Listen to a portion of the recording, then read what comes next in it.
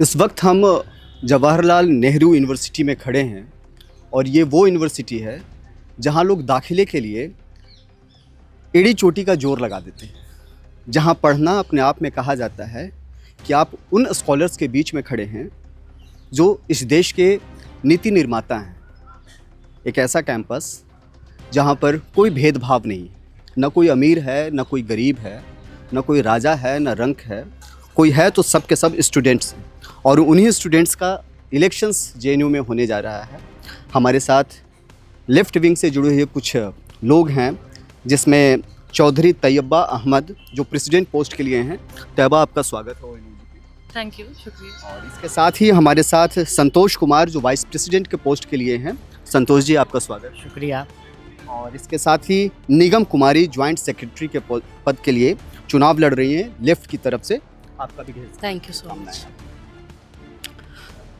तैयबा, हम लोग यहाँ पर आए हैं और हमसे ज़्यादा जो दिल्ली एनसीआर के लोग हैं, उनसे ज़्यादा जो सुदूर इलाके में जो लोग रहते हैं, बिहार के, बंगाल के, ओडिशा के, झारखंड के, ऐसे लोग सबसे ज़्यादा सोचते हैं कि यार कोई बड़े शहर में पढ़ने चले जाएं। और बड़े शहर से भी सबसे इम्पोर्टेंट है जेएनयू। जेएनयू को लेकर के जो चित्र दिमाग में आता है जब हम कभी भी स्टूडेंट्स थे, तो आज भी मुझे उस बात का रंज है कि हम जेएनयू में नहीं पढ़ सके। तो ये जो जेएनयू है, थोड़ी सी जेएनयू की विशेषता बताइए आप प्लीज़। जी, आपने तो अपना इंट्रोडक्शन में ही विशेषता बताई कि यहाँ के जो बच्चे हैं, यहाँ पे कोई भी डिस्क्रिमिनेशन नहीं होता। यहाँ पे कोई भी किसी को भी उनकी जाति या उनके रंग रूप पे या उनके जेंडर पे डिस्क्रिमिनेट नहीं किया जाता। वो एसेंस है, जो ओरिजिनल एसेंस जेएनयू का था। सब यहाँ पे स्टूडेंट्स होते हैं, वो एसेंस है यहाँ का। और वो इसलिए है क्योंकि ये एक किसी पर्टिकुलर तबके के लोगों के लिए नहीं है। यहाँ पे हमेशा से इंक्लूसिव कैंपस रहा है, प्रोग्रेसिव रहा है, महिलाओं को हमेशा से सपोर्ट किया गया है।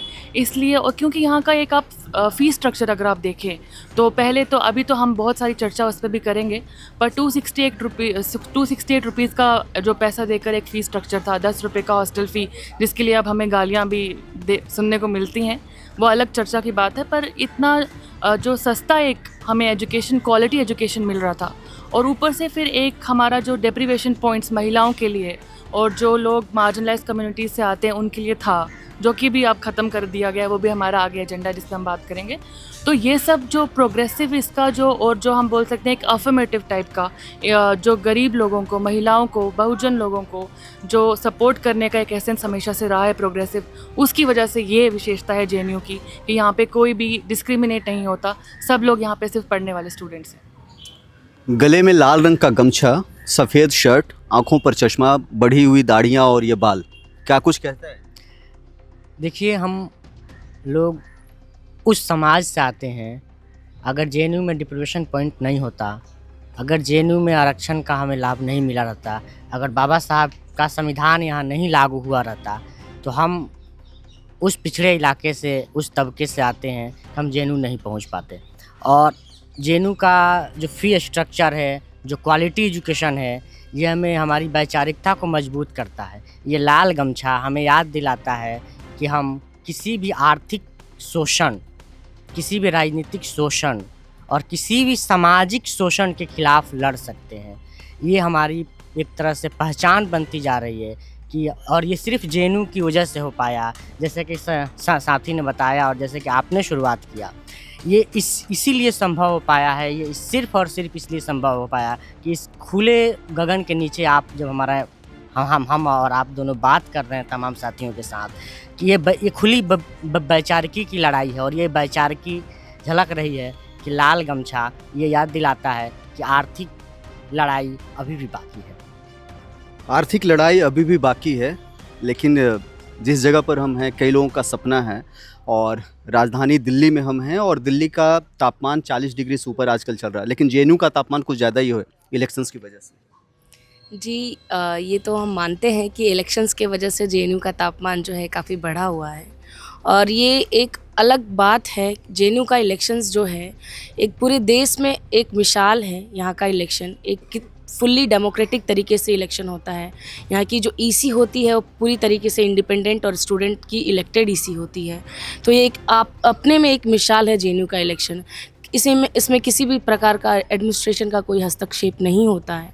तो हम देख सकते हैं कि अभी पिछले 2 दिनों से किस तरीके से हमारे ईसी के ऊपर एबीवीपी के द्वारा अटैक किया जा रहा है और उस अटैक की वजह से हमारा इलेक्शन जो है स्मूथली अभी कंटिन्यू नहीं हो पा रहा है। तो ये बहुत शर्म की बात है। बड़ा आरोप लगा रही हैं कि एबीवीपी चुनाव में कहीं ना कहीं दखल कर रहा है, और दखल ही नहीं, चुनाव को सिरे से डिस्टर्ब करने की कोशिश की जा रही है। तैयबा, हम आपके पास आ रहे हैं और हम आपसे जानना चाहते हैं कि इतना बड़ा छात्र संघ का चुनाव है, आपके एजेंडे में क्या है? देखिए, पहले तो मैं ये बताना चाहूँगी कि हम एक लेफ़्ट अम्बेडकराइट पैनल से हैं, यहाँ पे सेंट्रल पैनल जो हमारा है। मैं प्रेसिडेंट के लिए कॉन्टेस्ट कर रही हूँ। साथ ही संतोष हैं, वो वाइस प्रेसिडेंट के लिए हैं।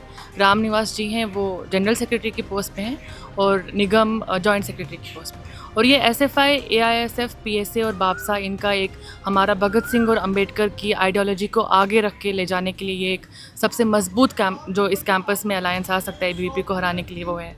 तो हाँ, तो ये हमने बात की। और उसके अलावा अभी हमारे एजेंडे में जब आप बोल रहे हैं, तो एजेंडा हमारा कैंपस के इश्यूज़ को लेके तो हमेशा से रहा है।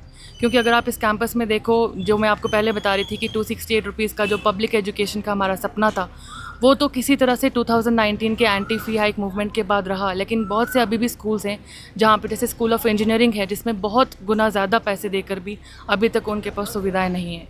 आप अलग अलग सेंटर्स देख लीजिए, अलग अलग स्कूल्स देख लीजिए, इंफ्रास्ट्रक्चर का इतना कमी है, खिड़कियाँ टूटी हुई हैं, बेंचेस सही से नहीं हैं, एयर कंडीशनर नहीं है। अब इतना गर्मी में पढ़ाई करने के लिए बच्चे जाते हैं, वाटर कूलर्स में पानी नहीं आ रहा है। हॉस्टल्स का इंफ्रास्ट्रक्चर आप एक बार जाके देख लीजिए, तो हॉस्टल्स पूरी तरह से क्रम्बल कर रहे हैं। तो ये इंफ्रास्ट्रक्चरल इश्यूज़ है जिसको हम आगे पुश करेंगे। और उसके साथ साथ यहाँ पे हमारे लिए ये भी इम्पॉर्टेंट है कि अगर हम इंफ्रास्ट्रक्चर की बात करें, तो फंड्स कट किए गए हैं जेएनयू के लिए। हमेशा से जेएनयू एक टारगेट रहा है बीजेपी का, आरएसएस का। और कैंपस में भी जो फंड्स आते हैं वो प्रॉपर्ली यूटिलाइज़ नहीं किए जा रहे हैं। वीसी की तरफ से, एबीवीपी की तरफ से जो है, जेएनयू का जो पब्लिक एजुकेशन का एक मिसाल था, उसके ऊपर पूरा रोक है। और करप्शन का बहुत हमें यहाँ पे देखने को मिलता है कि उस तरह से, जिस तरह से लोग फ़ी पे कर रहे हैं, या जिस तरह से फंड्स, जो काटे हुए फंड्स भी इस्तेमाल होने चाहिए, वो नहीं हो पा रहे। वो हमारे इंफ्रास्ट्रक्चरल इश्यूज़ हैं। उसके अलावा ये, क्योंकि हमारा जो एक अलायंस है, ये प्रोग्रेसिव अलायंस है, हम महिलाओं के, बहुजन लोगों के, और जो लोग पिछड़े वर्ग से आते हैं, जो लोग मार्जिनलाइज सेक्शन से आते हैं, उनके मुद्दे साथ में लेके चलेंगे। एबीवीपी है हमारे कैंपस में इस टाइम पे, उनका बीजेपी आरएसएस का बाहर उनका पेरेंट ऑर्गेनाइजेशंस काम करता है। तो इस्लामोफोबिया, यहाँ पे बहुत मुस्लिम लोग आते हैं। मैं खुद एक मुस्लिम महिला हूँ यहाँ पे, मैं एक मुस्लिम आदिवासी महिला होकर इस कैंपस में जब अनसेफ फील करती हूँ, और मैं देखती हूँ कि एबीवीपी किस तरह से प्रोटेस्ट करता है, प्रोटेस्ट तो नहीं करता है खैर, किस तरह से थ्रेटन करता है। और जो लोग प्रोटेस्ट करते हैं, अपनी आवाज़ उठाते हैं, उनके ऊपर जो क्रैकडाउन है बीजेपी आरएसएस से, वो भी हमारा एक एजेंडा रहेगा। अभी रिसेंटली एक प्रॉक्टर मैनुअल आया है जिसमें हमारा जो राइट टू प्रोटेस्ट है, उस पर कर्ब्स लगा दिए गए। उसके अलावा एजेंडा के आप कितने ही बात सुनेंगे, मतलब बहुत बड़ा चुनाव है जैसे आपने बोला। अभी हम धीरे धीरे देख रहे हैं, मैंने यहाँ पे अपना मास्टर्स भी किया है ज्योग्राफी में। तो जब से मैं कैंपस में आई हूँ, मैंने देखा है कि धीरे धीरे महिलाओं की जो संख्या है वो कम हो रही है। क्योंकि डेप्रिवेशन पॉइंट्स होता था पहले, जिसकी मैंने पहले भी बात रखी थी, जिसमें महिलाओं को, जो मार्जिनलाइज सेक्शन से लोग आ रहे थे, उनको कुछ पॉइंट्स मिलते थे। अब मास्टर्स में मिलते थे, पीएचडी में मिलते थे, महिलाओं की शिक्षा को सपोर्ट करने के लिए। अब वो पीएचडी में से पूरी तरह से काट दिए गए हैं। तो धीरे धीरे महिलाएं जब थ्रेटेंड फील करेंगी, जब आप जेएनयू को इस तरह से अटैक करेंगे, जब आप जेएनयू को मुफ्त खोर बताएंगे, आप बताएंगे कि आंदोलन जीवी हैं यहाँ पे, तो किस तरह से जो लोग मार्जिनलाइज सेक्शन से बच्चे यहाँ पे पढ़ने के लिए आते हैं, किस तरह से जो एक पब्लिक एजुकेशन का मिसाल ये इंस्टीट्यूट था, वो आगे सर्वाइव कर पाएगा। तो ये हमारे एजेंडा है, इसी को हम आगे लेकर चलेंगे। तैयबा ने जो कुछ भी कहा, उससे एक बात तो साफ है कि सीधी लड़ाई एबीवीपी से है। क्योंकि बार बार उनका जिक्र करना एबीवीपी का, ये साफ संकेत देता है कि सीधी लड़ाई एबीवीपी से है।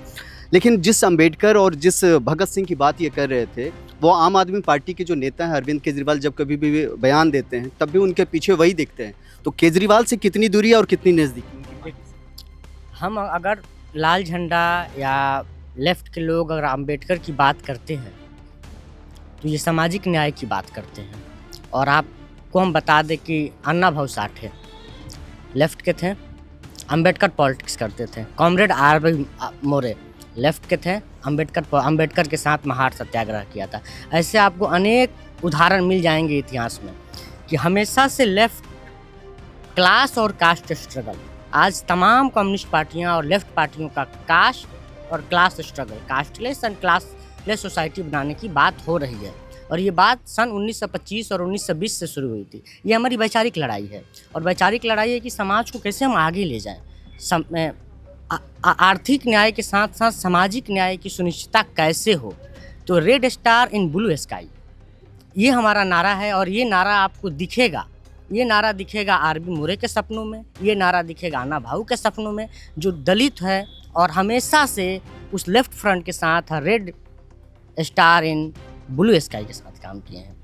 अभी 14 अप्रैल गुजरा और अंबेडकर जयंती हम सभी ने मनाया, लेकिन इस दौर में हमने देखा कि भारतीय जनता पार्टी के कई बड़े नेता भी इस अंबेडकर जयंती को लेकर के बड़े उत्साहित नज़र आए, जगह जगह कार्यक्रम हुआ।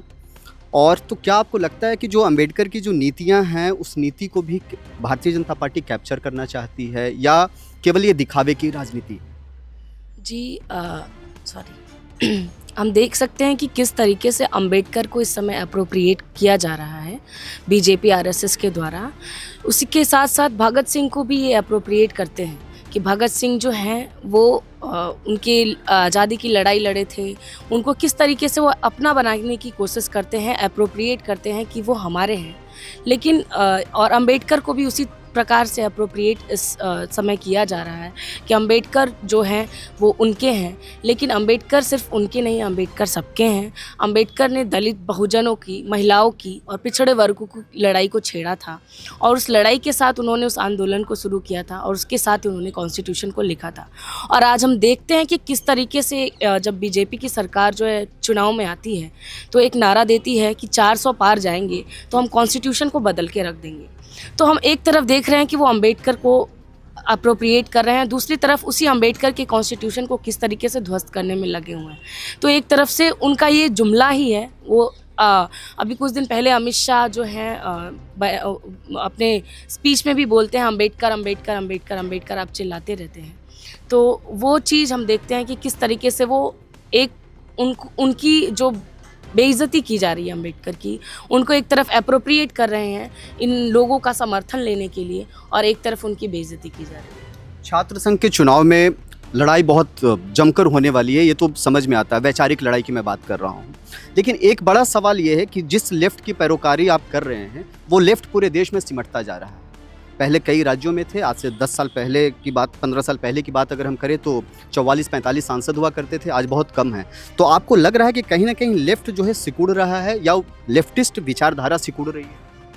देखिए, ऐसा है कि अभी जो बीजेपी आरएसएस की जहाँ तक हम बात करते हैं, वो तो किस तरह से चुनाव में जीत रहे हैं हम देख ही रहे हैं। उनका हेट स्पीच का आप रिकॉर्ड्स देख लीजिए, उनका जो कॉरपोरेट वर्ल्ड के साथ एक नेक्सस करके जो वो एक प्राइवेटाइजेशन और एकदम से एक मतलब जातिवाद और पूंजीवाद वाली राजनीति कर रहे हैं। मनी मसल पावर के बेसिस पे वो इलेक्शन जीत रहे हैं, हम सबको पता है। पर हम ये नहीं बोल सकते कि लेफ़्ट सिकुड़ रहा है, क्योंकि सोशल मूवमेंट्स और बीजेपी आरएसएस के खिलाफ, इस्लामोफोबिया के खिलाफ, कास्टिज़म के खिलाफ अम्बेडकराइट मूवमेंट्स, लेफ़्ट की मूवमेंट्स अभी भी अपना काम कर रही हैं। तो मास मूवमेंट की ज़रूरत है। क्रांति तो आती है पर मास मूवमेंट चाहिए होता है उससे पहले। बीजेपी आरएसएस की राजनीति जो है वो वायलेंस की है। उन्होंने जिस तरह से एक्टिविस्ट को अंदर रोक के रखा है, जिस तरह से कोई भी अगर अपना राइट टू फ्रीडम या एक्सप्रेशन लेकर आता है तो वो एक तरफ से एक अनाकी वाला यहाँ पे वो लेकर आ रहे हैं, जो हमारी मोदी जी की राजनीति है। तो ऐसे में सिकुड़ नहीं गया है लेफ़्ट। लेफ़्ट लड़ रहा है। रोज़ के स्ट्रगल्स जो हमारे देश में दलित्स लड़ रहे हैं, ऑप्रेस क्लास के लोग लड़ रहे हैं, ऑप्रेस कास्ट के लोग लड़ रहे हैं, वो अभी भी वहीं हैं, अपनी लड़ाई लड़ रहे हैं और वो लड़ाई लड़ते रहेंगे। तो हम ये नहीं बोल सकते कि लेफ़्ट सिकुड़ गया है। लेफ़्ट मूवमेंट्स में ज़िंदा है। पहले संघ बीजेपी, अब एबीवीपी, लड़ाई कितनी बड़ी आप देखते हैं? देखिए, लड़ाई बहुत बड़ी है, क्योंकि एक तरफ पूंजीवादी ताकतें जो इलेक्ट्रल पॉलिटिक्स में हावी हो रही हैं, दूसरी तरफ जैसा कि आपका सवाल था लेफ़्ट सिकुड़ रहा है, साथ ही लेफ़्ट सिकुड़ नहीं रहा है। आप जहाँ भी अगर मजदूरों के साथ शोषण हो रहा है वहाँ लोग बोल रहे हैं, शोषितों के साथ शोषण हो रहा है वहाँ बोला जा रहा है। सवाल ये है कि लोगों का ये बहुत एक आसान सवाल होता है कि इस देश में लेफ़्ट का भविष्य क्या है, लेकिन ये सवाल गलत है। सवाल ये होना चाहिए कि इस देश का भविष्य लेफ़्ट के बिना क्या है, लेफ़्ट के बिना इस देश का भविष्य क्या है। आप मजदूरों पे हो रहे हमले, किसानों पे हो रहे हमले, प्रोलेटरिएट पे हो रहे हमले, सर्वहारा पे हो रहे हमले, ये कौन करा रहा है? ये पूंजीवादी ताकतें करा रही हैं। ये पूंजीवादी ताकतें जिनका नया रूप इलेक्टोरल पॉलिटिक्स में देखने को मिला, जिसमें हम गर्व के साथ कहते हैं कि लेफ्ट पार्टियां इलेक्टोरल बॉन्ड के थ्रू 1 रुपये चंदा नहीं ली। और आज भी हम उस इथोस को जेएनयू में लेकर चलते हैं कि कम से कम मिनिमम पैसों में हम जेएनयू का चुनाव लड़ें, जहां एबीवीपी, आरएसएस और इनके तमाम फोर्स धन बल के रूप में चुनाव लड़ने की कोशिश करते हैं। अब डीयू में देख सकते हैं और तमाम ऐसी जगहों पर देख सकते हैं। ये जेएनयू उस आइडिया पे चलता है और उस आइडिया की बचाने की बात करते हैं, और राइट विंग आरएसएस संघ उस आइडिया के खिलाफ है। ये उनके विचारों में, ये उनके एजेंडों में साफ दिखता है। तो सवाल सिर्फ लेफ़्ट राइट का तो है ही, सवाल इसका भी है कि हम इस देश को कैसे बचाएं। और जब तक इस आवाम की बचाने की बात होती रहेगी, तब तक इस देश में, इस कैंपस में लेफ्ट जिंदा रहेगा। आखिरी सवाल आपसे, जेएनयू के कैंपस से देश को क्या मैसेज देना चाहेंगे आप? देखिए, जेएनयू से हम यही मैसेज देना चाहेंगे कि जेएनयू जो है एक बहुत ही डाइवर्स कैंपस है। यहाँ पे हर तबके के लोग यहाँ पे आके पढ़ते हैं। यहाँ पे गरीब पढ़ता है, यहाँ पे पिछड़ा वर्ग पढ़ता है, यहाँ पे महिलाएं पढ़ती हैं, यहाँ पे दलित आदिवासी पढ़ते हैं, यहाँ पे मुसलमान पढ़ते हैं, और भी पिछड़े वर्ग के लोग यहाँ पे पढ़ते हैं, यहाँ पे क्वीर पढ़ता है। तो हम एक मैसेज देना चाहेंगे कि जेएनयू जो है एक बोला जाता है कि जेएनयू एक अलग टापू है, तो जेएनयू को एक टापू ना बनाया जाए, जेएनयू रहने दिया जाए। और जेएनयू के जैसा ही हम कोशिश करें कि बाहर की जनता भी ऐसी ही रहे। जैसे हम बाहर से आते हैं तो यहाँ पे लोग आके यहाँ पे सीखते हैं, यहाँ के कल्चर को सीखते हैं। तो हम देश को यही मैसेज देना चाहेंगे कि जो जेएनयू को एक टापू की तरह ना समझे, देश को भी उसी की तरह समझे, देश को भी उसी की तरह बनाए। अच्छा तैयबा, जाते जाते एक सवाल आपसे कि चूंकि जेएनयू पर सरकार की भी बड़ी पैनी नज़र रहती है, ख़ासतौर से केंद्र सरकार की, आखिर इतनी नज़र रखने की ज़रूरत है यहाँ पर, या बस कोई और कारण है नज़र रखने? देखिए, जो सरकार का इस टाइम पे जो उनके विचारधारा है वो हम सबको पता है, छिपी नहीं है। और जेएनयू से हमेशा से एक रेजिस्टेंस की आवाज़ आती रही है, जो चाहे वो आप देख लीजिए अभी रिसेंटली वक्फ अमेंडमेंट बिल की बात हो, सीएए की बात हो, आप वर्ल्ड इश्यूज़ को देख लीजिए, आप पैलेस्टीन की बात हो, जेएनयू में से हमेशा रेजिस्टेंस उठेगी जब आप माइनॉरिटीज़ पे अटैक करोगे, जब आप मार्जिनलाइज सेक्शंस पे अटैक करोगे। और जो हमारी इस टाइम पे एक सरकार है, वो सीधे एक ब्राह्मणिकल जो हेजीमनी होती है जिसको हम बोलते हैं, जो कि anti minority, anti Muslims, anti women एक सरकार चल रही है। और ऊपर से एंटी ऑप्रेस कास्ट जो उनका एक चल रहा है। अम्बेडकर को तो वो अप्रोप्रिएट करते हैं जैसा साथी ने बताया, पर उनका सीधा विचारधारा जो है वो ऑप्रेस कास्ट को और दबाने वाला है, ब्राह्मणिज़्म को प्रमोट करने वाला है। जब जेएनयू से इसके खिलाफ आवाज़ उठेगी तो उनको नज़र तो रखनी पड़ेगी। आपने पहले बोला कि लेफ़्ट सिकुड़ रहा है, लेफ़्ट सिकुड़ नहीं रहा, लेफ़्ट पे क्रैक डाउन किया जा रहा है। आप हमारे लेफ़्ट के स्टूडेंट्स को देख लीजिए, एयूडी में देख लीजिए, जामिया में देख लीजिए, किस तरह से उन पर क्रैकडाउन किया जा रहा है। तो ये कोई नज़र इसलिए नहीं है कि किसी की सिक्योरिटी का कंसर्न है या कुछ, ये नज़र सिर्फ इसलिए है क्योंकि जो जेएनयू की विचारधारा है, जो जेएनयू का आइडिया है, उसको रोकने की कोशिश की जा रही है। क्योंकि ब्राह्मणवाद की एक बात इन्होंने की, अब समय नहीं था लेकिन फिर भी मैं एक सवाल पूछता हूँ। अभी बॉलीवुड के मशहूर डायरेक्टर प्रोड्यूसर अनुराग कश्यप, एक बड़ा विवादित बयान उनका चर्चा में ब्राह्मणों को लेकर के, आप सहमत हैं इस तरह के बयान से? और अगर असहमति है तो किस तरीके से आप इसको कंडेम करें? ये बयान की बात है तो मैंने अभी तक बयान देखे नहीं है। मैं बता देता हूँ। उन्होंने कहा कि मैं एक सोशल मीडिया यूजर्स के कमेंट पर कमेंट करते हुए उन्होंने कहा कि मैं ब्राह्मणों पर मूतता हूँ, इस तरह का शब्द का इस्तेमाल किया उन्होंने, पेशाब करता हूँ और मुझे कोई फ़र्क नहीं पड़ता, इस तरह की बातें उन्होंने कही। हालांकि बाद में उन्होंने माफ़ी भी मांगी उस पार्टिकुलर शब्द के लिए। इसीलिए चूँकि ब्राह्मणवाद की, अगर किसी जाति व्यवस्था के बारे में आप बात करते हैं तो हर किसी का स्वाभिमान है, जो उस व्यक्ति का क्या दोष है अगर कोई ब्राह्मण कुल में पैदा हुआ?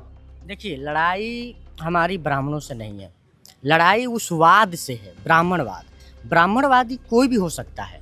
आप हजारी प्रसाद द्विवेदी का एक छोटा सा कोटेशन है कि एक छोटी सी जाति अपने से छोटी सी जाति ढूंढ ही लेती है, तो यही ब्राह्मणवाद है। और हमारी लड़ाई इसी ब्राह्मणवादी सोच के खिलाफ है। किसने क्या बोला वो एक अलग मुद्दा है, लेकिन सवाल ये है कि हम किसी भी जाति धर्म के खिलाफ नहीं हैं। हम बात करते हैं red star in blue sky, यानी समानता की बात करते हैं, आर्थिक न्याय की बात करते हैं, राजनीतिक न्याय की बात करते हैं, संविधान बचाने की बात करते हैं, और हम उस वाद की बात करते हैं जो सबको साथ लेकर चले। और ब्राह्मणवाद उसी साथ लेकर चलने के आइडिया के खिलाफ है। ये 3 चेहरे हमारे साथ जेएनयू में हैं, तीनों अलग अलग राज्य से हैं। तैयबा जो हैं वो जम्मू कश्मीर के पुंछ से आती हैं, संतोष जो हैं वो बिहार के सीवान से आते हैं और निगम जो हैं वो उत्तर प्रदेश के देवरिया से आती हैं। तीनों में एक चीज़ तो कॉमन है कि तीनों जेएनयू के स्टूडेंट्स हैं, विचारधारा भी मोर और लेस एक जैसी है। अब सवाल है कि इस विचारधारा को जेएनयू कितना कबूल करता है, और अगर कबूल करता है तो स्वाभाविक है कि इनकी इस विचारधारा पर यहाँ मुहर लगेगी। लेकिन अगर कबूल नहीं करता है तो फिर यह माना जाएगा कि इनकी विचारधारा को भी कहीं ना कहीं अपोज किया गया, कहीं ना कहीं मान्यता नहीं दी गई। आप देख रहे हैं ONOG न्यूज़। अगर आपके पास भी है कोई सवाल, कोई सुझाव, तो आप हमारे साथ ज़रूर शेयर कर सकते हैं। तब तक के लिए देखते रहिए one nation one group news. धन्यवाद।